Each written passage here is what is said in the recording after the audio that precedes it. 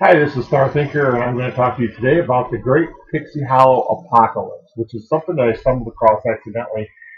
And it just was a very fascinating subject for me because the whole Pixie Hollow franchise is aimed towards, uh, like 9 to 15-year-old girls. And to have such a dark psychological thing happen, that's why I literally call it an apocalypse. And I'll tell you about the real world, how this came about in the real world, and then I'm going to go into the mythos of what actually happened in the myth of Pixie Hollow. So I'm going to start out with the real world, and as we all know, Disney came out with Peter Pan uh, based on the Dan Barry books, and in the books, uh, Tinkerbell, and of course Tinkerbell is the iconic Disneyland fairy, but in the book she was just a common fairy that hung out with Peter Pan. Of course, the play came out first, and then he wrote the book based on the play. But Disney took over. Disney gets their hands into all these kind of things, and so they made the movie Peter Pan, and this kind of cemented Tinkerbell as the fairy Tinkerbell. She wasn't just a common fairy; she was like the fairy. And behind Mickey Mouse, she's one of the most recognizable faces of Disney, and she just has been since the beginning. And I can remember on Sunday night when you watched The Wonderful World of Disney, you never knew if you were going to get a goofy, puppy lost in the woods story, or an actual cartoon, or a good story, or a movie. You just never knew what you were going to get. But it always started out with Tinkerbell, it ended with Tinkerbell. Tinkerbell was segued into the commercials. So she was just very recognizable as the face of Disney. And up until about the year like 2000, 2001, she was considered one of the Disney princesses. This is before Disney decided to, get every piece of money in the world and come out with all these different franchises. But Disney came out with the Fairy Princess, or not the Fairy Princess, but the Princess franchise, and they came out with very specific rules over who could be a princess. And what happened was Tinkerbell didn't meet any of those criteria, so she could no longer be considered a Disney princess. So what happened was they decided to make a Tinkerbell franchise, and of course, this is how Disney makes all their money. They have all these franchises, and they came out with the Fairies of Pixie Hollow, and it centered around the origins of Pixie Hollow and the Neverland Island, and it's a prequel to Peter Pan. Because Peter Pan isn't on the island yet. The Lost Boys aren't there. There's no Captain Hook. It's a prequel back when Neverland was just the staging ground for these fairies. Um, let me, and then I might have to edit this part out. But so the movies came out, and they didn't do too well for Disney, and they kept getting shorter. The plan was to do a movie around the six friends and the six different talent fairies, and they didn't do too well. They actually did a full length movie around Fawn, who's an animal fairy, and then they did a shortened half-hour show around Rosetta, the flower fairy. And then they did do a movie that kind of involved everyone, but it was the origin story of Captain Hook. It's called The Pirate Fairy. Uh, so they just didn't do so well. So they kind of retired it. They did make some 1 minute, 2 minute shorts, which I imagine, it's been a long time since I watched the Disney Channel, but these are the kind of things you would see like during commercial breaks, in between shows, where they would show um, these little segues. And then they stopped making them. And these are these like 3D CGI animated movies. They weren't typical cartoons; they were computer generated. So they were not well. I don't know. They weren't that well received, and so they kind of retired it. There's still the Pixie Hollow franchise. You can still get pins and dolls and play sets based on the franchise. But what they did next was they came out with a series of books. I think they're up to like 27 books, and they're called the Adventures of Pixie Hollow, the Stories of Pixie Hollow. Anyway, after watching all the movies, I thought I'd delve into the books, and the books are like completely different. So I thought, well, I mean, this is the year 2019. They probably rebooted everything because everything's different in the books. The way they fly is different. Where they get their power is different. Neverland is different. Everything is so different. So I thought, oh, they must have rebooted it. There's a lot of new characters that weren't in the cartoons. And but as I read it, I realized that it's not a reboot. They actually address the differences. They address what happened between the cartoon and Peter Pan the movie now, Peter Pan and the way it is now. And addressing these is very dark. And I realized that one of the biggest things that happened was the Pixie Hollow Apocalypse. And it wasn't just Pixie Hollow, it's like the Neverland Apocalypse. Neverland was completely changed in an event that can only be described as an apocalypse. And then, the books came about, and everything's different. And for books, targeted towards the demographic, I mean, that's a very narrow demographic to say, okay, it's between 9 and 15-year-old girls. That's such a narrow demographic these days. But this mythos is very deep and very dark, and it not only goes through this apocalypse, but there's dark psychological changes in the fairies. And if you're just reading the stories, you might not catch that, but if you had followed from the movies through Peter Pan through the books, you realize there's some dark stuff going on here. So I thought I would address this, and I looked around the web, and no, I haven't seen anybody address this. And so I thought, well, I'll make this and just see how it goes. And keep in mind, I'm not like 100% expert on this. I'm just someone who's watched everything and Googled stuff and went around and read what I could. And so this is the mythos. I'm going to get into the mythos now of the Pixie Hollow and what happened that was so dark. So the very first movie is an origin story of of Tinkerbell, and because it's the origin story, they do give you a lot of the mythos of the fairies. So Neverland fairies are rare in that I call them the chickens of fairies because they can't fly. They have wings, but they can't fly. They can flutter their wings and maybe go a few feet, but that's all they can do. So they rely on something called pixie dust. Now you got to note pixie dust because that's going to come in later. So they rely on pixie dust. Pixie dust makes things lighter, and it helps them fly. And it also, because it makes things lighter, they can carry heavy things. They sprinkle a little bit of stuff on a rock, they can pick up the rock. So they go into this mythos. Pixie dust is created by something called the Pixie Dust Tree. It's a big tree in the middle of Pixie Hollow, and it just generates pixie dust. Every 8 years, they have to rejuvenate the tree. And as far as they know, there's only 2 types of pixie dust. There's the regular pixie dust that they sprinkle on everything, and everyone gets like a daily ration. And I don't know, I don't know how to describe that, but it's kind of weird. They get a daily ration. If there's an emergency or something, or if they have to move something big, they can get some. But it's kind of doled out because even though the pixie dust tree is producing this constantly, it's not an unlimited supply. So it is doled out, it is rationed, and there's only 2 different kinds. There's the regular kind, and there's something called blue fairy dust, which is more powerful, and it only comes in very small quantities, and that's what they use every 8 years to rejuvenate the tree, and it comes from like moonlight or something like that.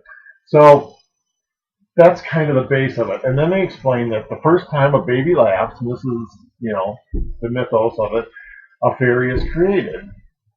Now, not all fairies go to Pixie Hollow. There's fairies all over the world, and they explain this in the books. The Pixie Hollow fairies are responsible for the changing of the seasons. That's kind of their job.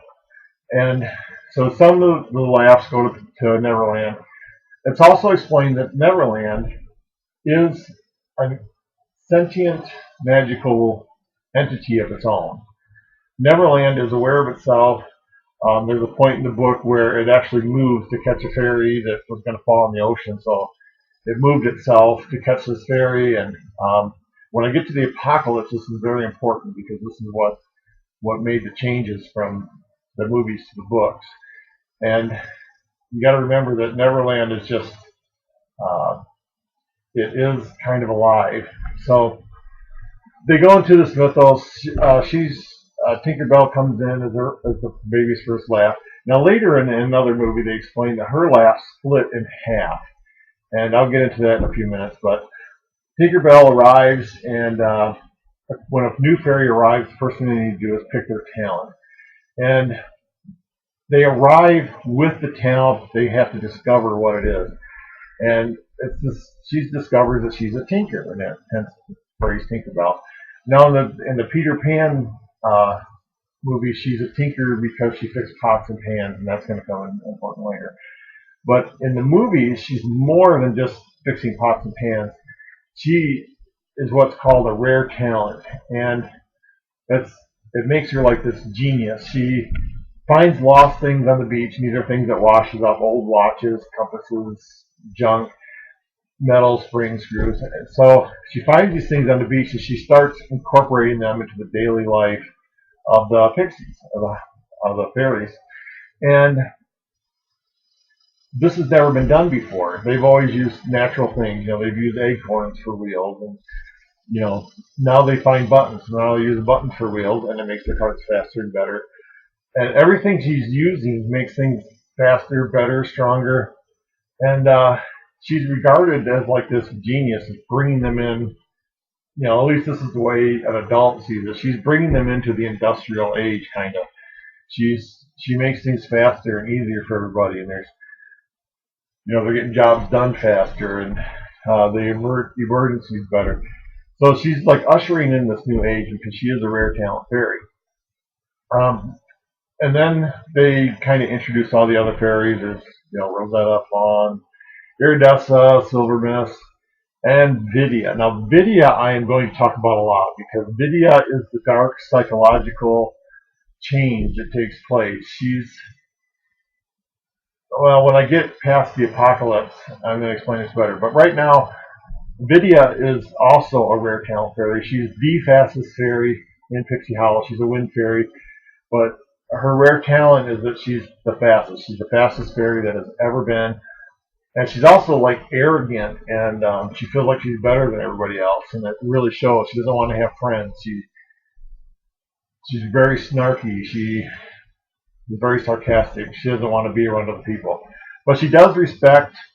There's Queen Marian, and she does respect her. Queen Marian does punish her from time to time, and she accepts her punishment. So she doesn't feel like she's above being her fairy, her talent, but she does feel like she's above other fairies, and she's throughout. And that's kind of the learning curve of the movies, and the movies are geared towards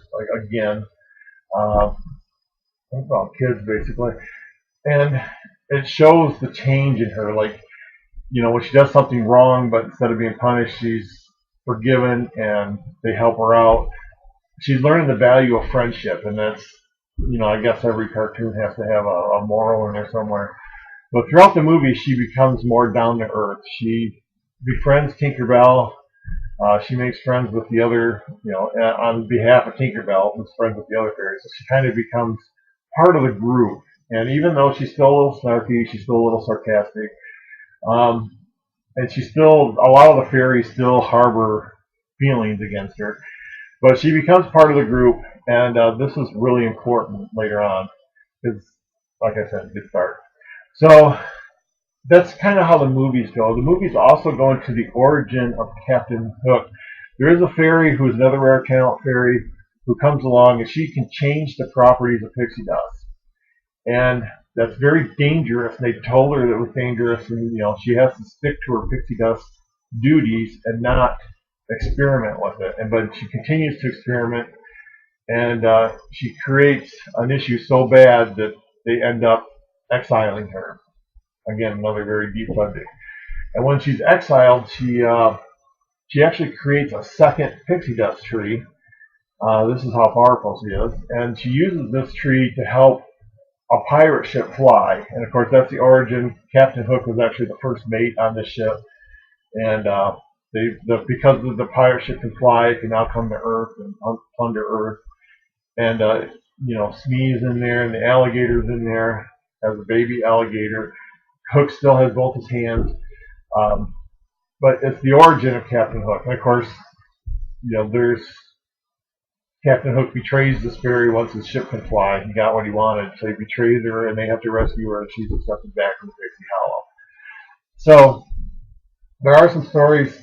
Like I said, the plan was to feature a movie around each of these fairies. They did do a movie around Fawn, the animal fairy, and it shows how she kind of like lives her day-to-day life, how she figures out what an animal is. And she comes across a new animal, and she's like taking notes on it, using the scientific discovery method to like figure out what this animal is. It's kind of neat, and it's a very sad ending. It's you'll cry. Anyway, like I said, they did a half hour on Rosetta, and then they kind of petered out. So you had to build, and the other part of the mythos is that because these are the fairies that ushered in the season, there are 4 parts to Pixie Hollow: there's spring, summer, winter, and fall.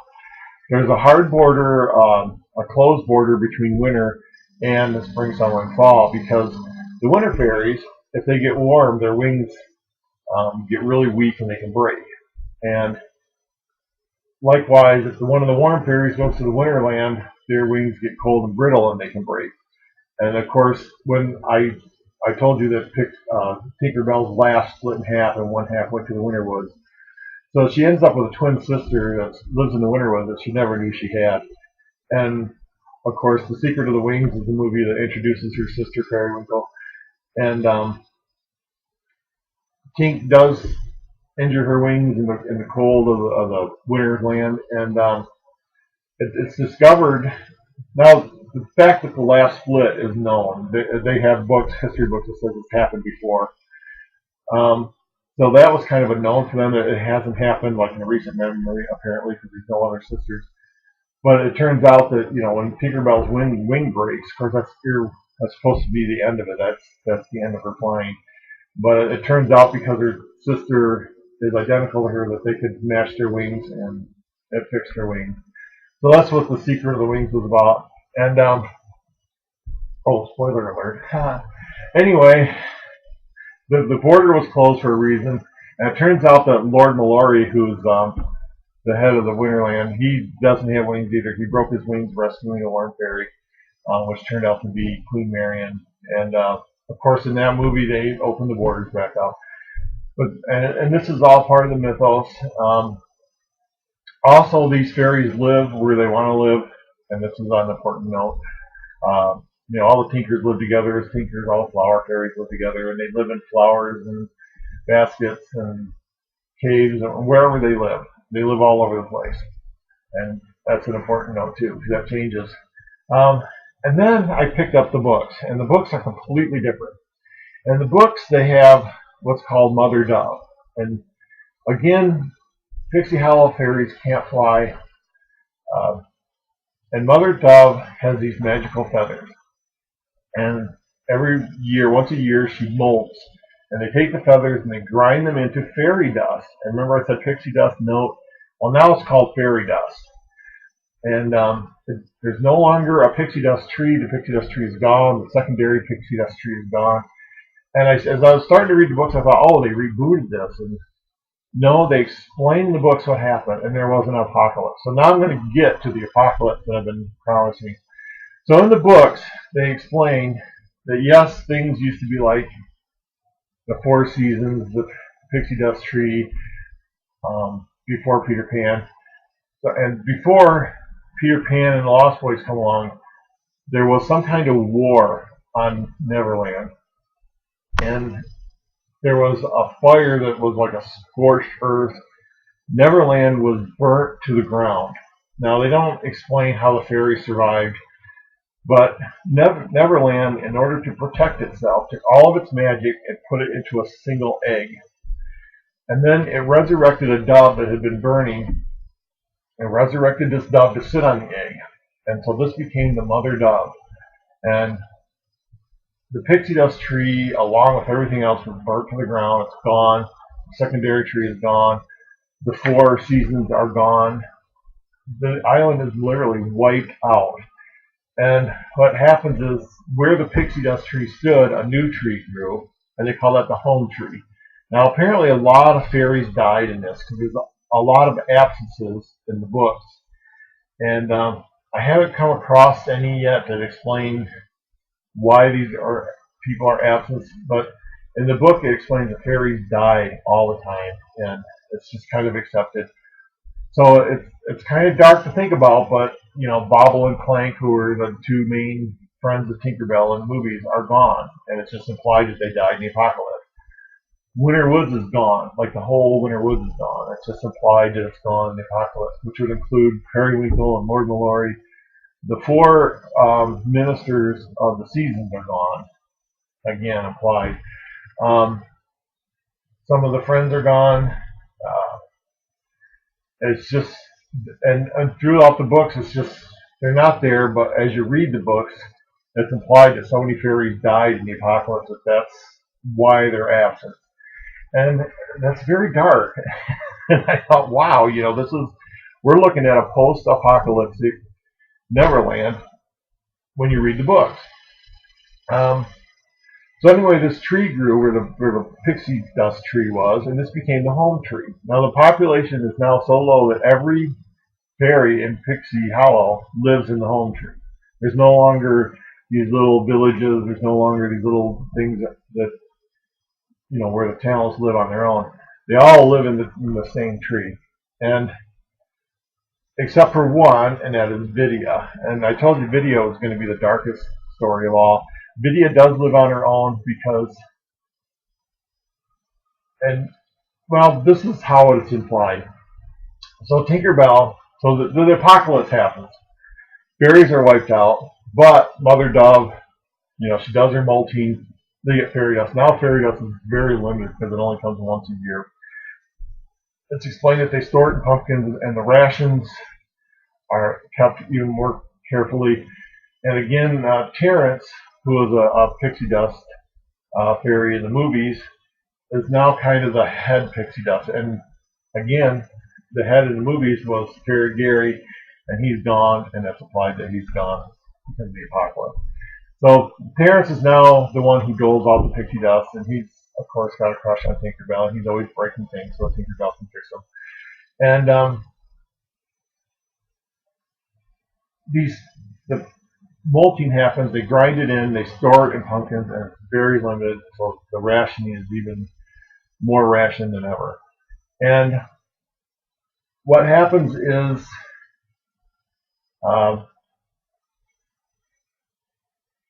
the story of Peter Pan happens after the apocalypse. Because what happens is, I keep saying this, but this magical egg, Neverland put all its magic in this one egg, and this egg came up with this ability that nothing on Neverland ages. So before, when you're watching the movies, things aged and died, but now that they got this magical egg, nothing ages. Everything is staying the same age. And this is where Peter Pan comes in, and the Lost Boys come in, and they never grow up because they're staying the same age. And that's because of this egg. And of course, the island, slowly recovers, and there's no more of the 4 seasons.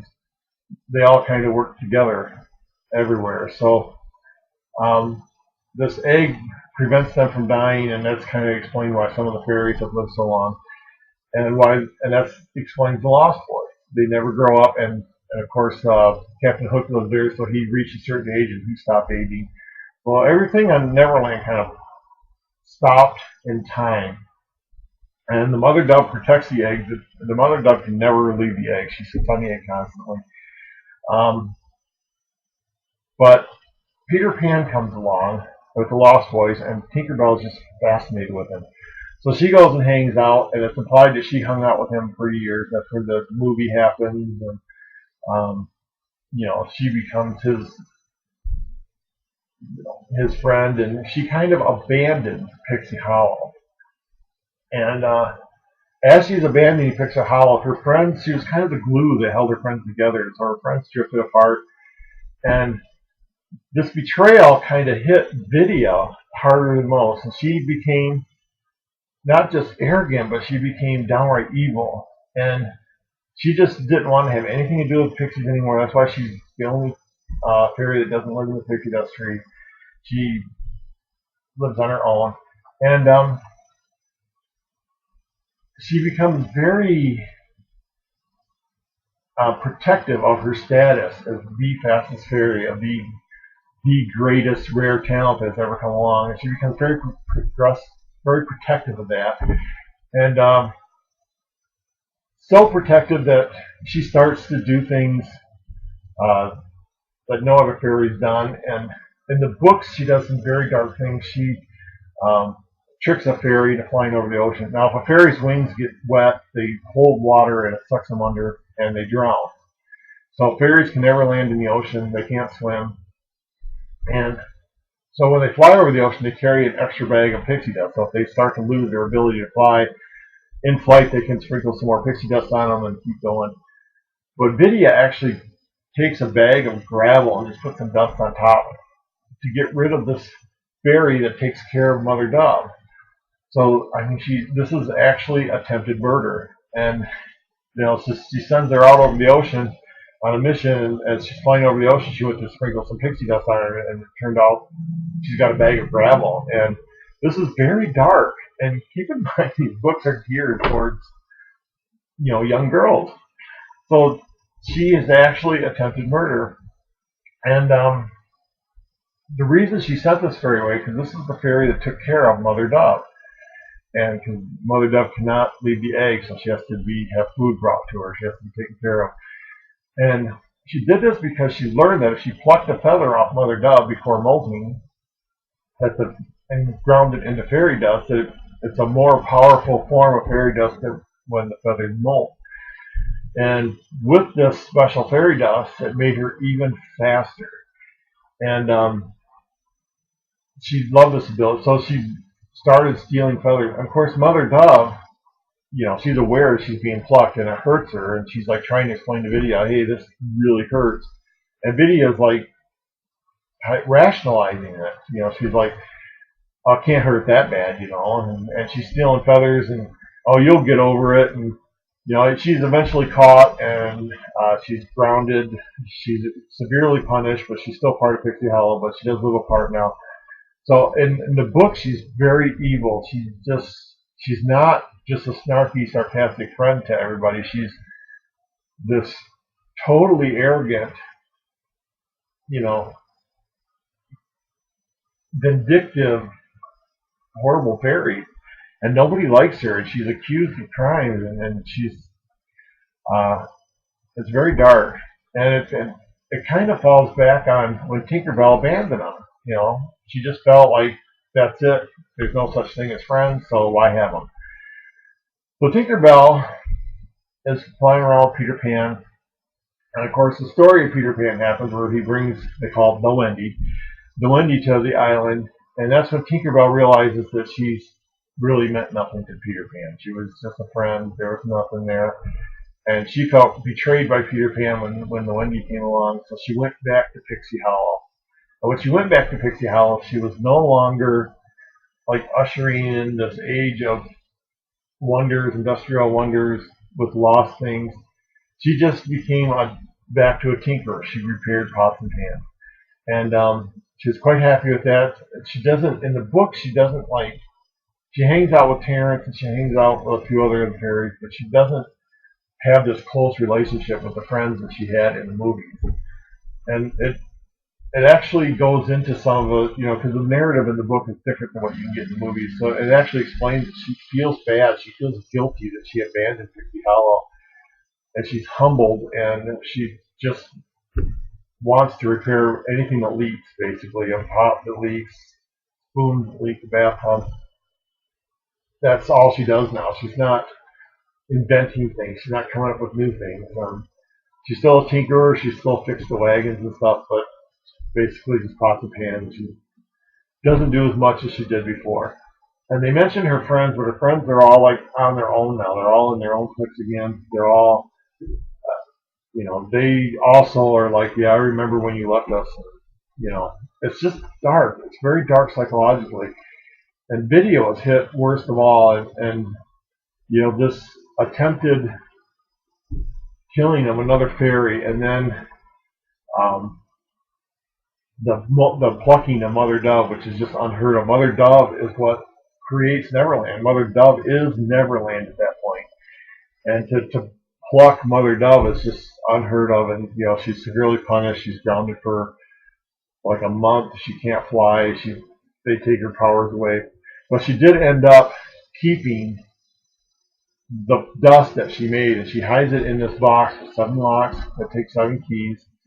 And there's even a story where another fast flying fairy comes along, and so she's constantly racing Vidia, and Vidia's just like horrified that she's going to lose a race. And it turns out this fairy was stealing her fairy dust, and so it's kind of like a comeuppance for Vidia. And in the end, there's a big fire. This fairy's burning in a fire. She very reluctantly saves her, and in the end, she just walks away and says, "I don't want to have nothing to do with you." And it's just, she's very dark. And the change in this character, when you're reading the book, you're like, why is she like this? She was befriending people. But it comes down to whatever happened in the apocalypse. And they never really tell you what the war was or how this fire started, but it wiped out all Neverland and created this egg. And, so many people died. The 4 seasons are gone. They're all living together in a tree.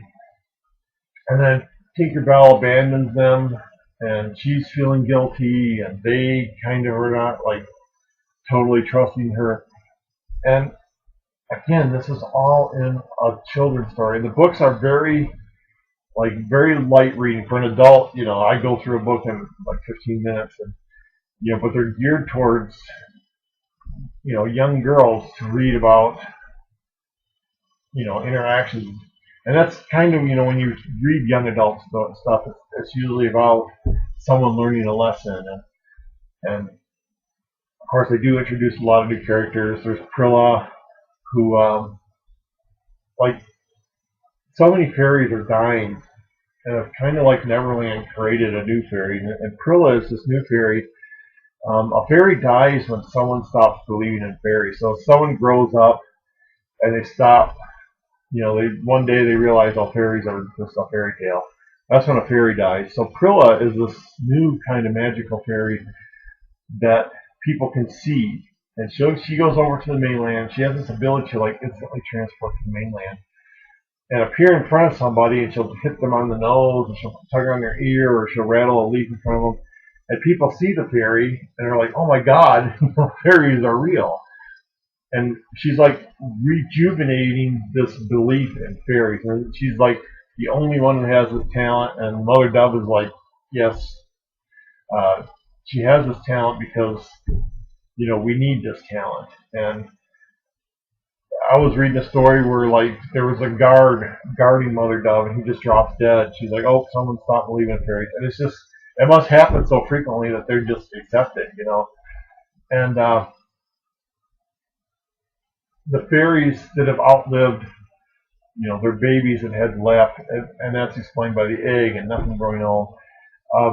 But when I started reading these, and I realized why the change was from the movie to the books, I was just like, that was an apocalypse, and they're living in this post-apocalyptic, in the books that is, they're living in this post-apocalyptic Neverland.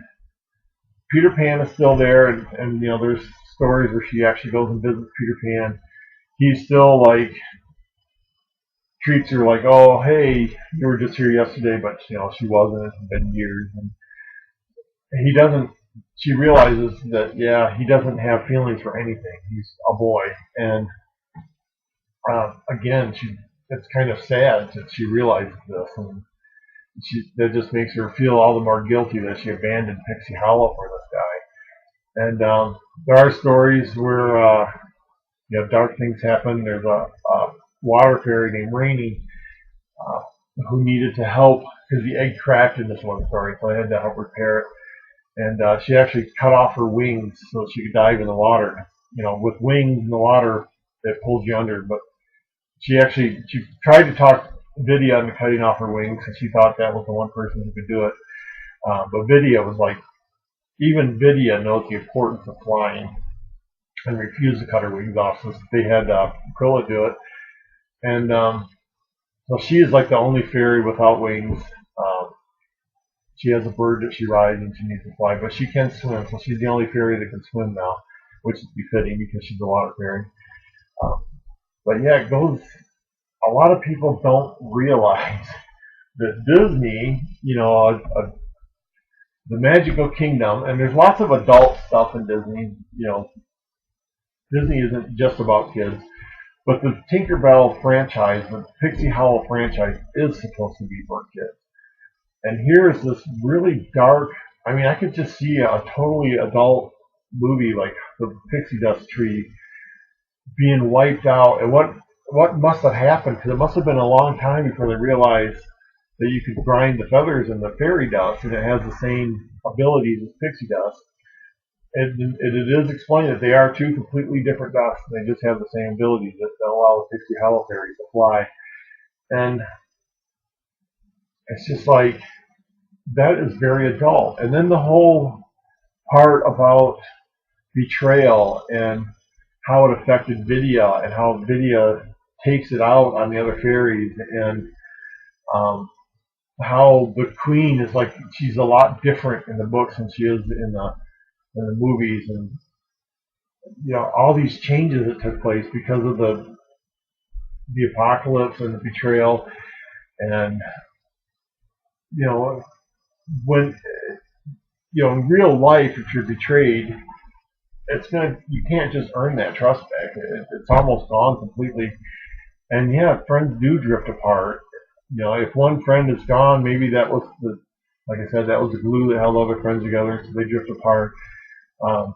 And just the amount of things that are gone. You know, I keep reading the books to see if they address, you know, Periwinkle being gone, because that was Pink's sister, but she's like literally never mentioned. But everything else, being as it is just considered that she was gone in the apocalypse, because Winterwood is gone completely. So it's very dark. And I kind of fell into this. I watched the movies, then I thought I'd read the books, and then that's when all this came about. But I just thought, no one is explaining this. No one out there has told the full story of Tinkerbell from start to finish. And you know, now she's living. You know, she lives in her apartment by herself in the home tree, and people bring her pots that leak or pans that won't cook right, and she fixes them. And she's no longer this total adventurer that pulls her friends together and gets them to do stuff and befriends Vidia. And she's just a loner now, and it's just kind of sad. And you know, Terrence is like laying all kinds of emotions on her, and she's just ignoring it because she just feels like she can't go through that again. And these are very adult themes in a children's story. And so I thought I'd lay that out start to finish, the story of the Pixie Hollow Apocalypse. And the books are not a reboot. They're actually a continuation from the movies and from Peter Pan. And they do explain why things are so different, and the whys are just very dark. And so if you're, I don't know how to explain it, but you know, they're kids' books, so it's hard to say, hey, as an adult, why don't you go get into this. But if you have young children who are into this, it's a very adult themed mythos to get into. And it is a very rich mythos. It's very like they do get into like everything, like how everything happened. It's very rich and deep, and there's very, very few inconsistencies. In fact, I've only come across one so far. So it's a very well thought out mythos, and whoever stretched all this together they kind of did it under the radar because I don't think this is fodder for children, um, but the adults can catch on to this. So that's my story of the Pixie Hollow Apocalypse. I hope you enjoyed it. If I missed anything, if you know something more than I do, go ahead and put it in the comments below. I am kind of interested in this. I'm still working through the 27 books. Um, I got like 5 sitting on my table right now. And I just, the more I learn, the more I want to learn. I'm like, oh, what was this war? Are they ever going to explain what this war was? And I know they came out with another book called The Never Girls, which are like the lost girls as opposed to lost boys. So I don't know if I want to get into that much of it, but again, it's still part of the mythos. It's all part of canon. Um, so I don't know. I might do that. It's just kind of, I don't know. It's kind of hard to do that. But I'm going to go ahead and sign off. I'm Star Thinker. I'm going to post this on my channel. And I don't know if anyone will see this or if anyone's interested in Tinkerbell enough to know the whole mythos. And that's the thing is, it's not a forum. There's not a group that gets together to talk about Tinkerbell. So a lot of this stuff is just unknown. And well, I thought I'd get that out there and let people know that, hey, Disney did come up with this franchise for kids that has these really dark things that happen. And but now you know, and now if you want to get into it, again, the mythos is deep and